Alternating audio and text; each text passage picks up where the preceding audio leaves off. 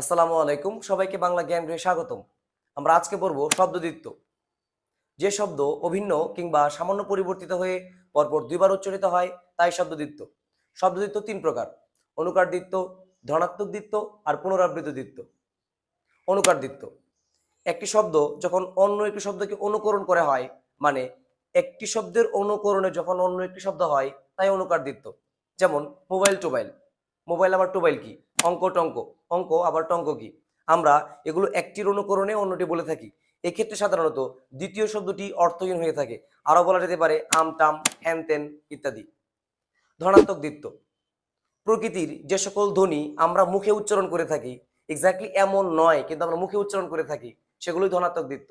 যেমন বলি বৃষ্টি পড়ে টাপুর টুপুর, বৃষ্টি কি এক্স্যাক্টলি টাপুর টুপুর এভাবে পড়ে?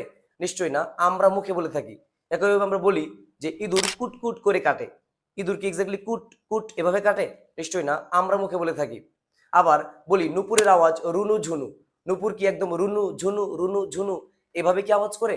নিশ্চয়ই না, আমরা মুখে বলে থাকি। আবার অনেক সময় কল্পিত ধ্বনির মাধ্যমেও ধনাত্মক দ্বিত্ব তৈরি হয়। যেমন ফোরা টন টন করছে, ফোরা কখনো আওয়াজ করে না, আমরা কল্পিত ভাবে এটিকে টন টন বলে থাকি। আবার বলে থাকি গা ছমছম করছে, গা কখনো ছমছম করে না বা আওয়াজ করে না, আমরা মুখে বলে থাকি, এটি কল্পিতভাবে হয়ে থাকে। এ ধরনের শব্দ ধনাত্মক দ্বিত্ব। পুনরাবৃত্তি দ্বিত্ব: একই শব্দ যখন দুইবার উচ্চারিত হয় তখনই তা পুনরাবৃত্তি দ্বিত্ব। যেমন তাহার কবি কবি ভাব, এখানে কবি আবার কবি দুইবার উচ্চারিত হয়েছে, এটি পুনরাবৃত্তি দ্বিত্ব। আবার বলা যেতে পারে তাহার জ্বর জ্বর অনুভূত হচ্ছে, জ্বর আবার জ্বর, এখানে জ্বর জ্বর দুইবার উচ্চারিত হয়, এটিও পুনরাবৃত্তি দ্বিত্ব। ধন্যবাদ সবাইকে। বাংলা জ্ঞান গৃহের সাথেই থাকুন।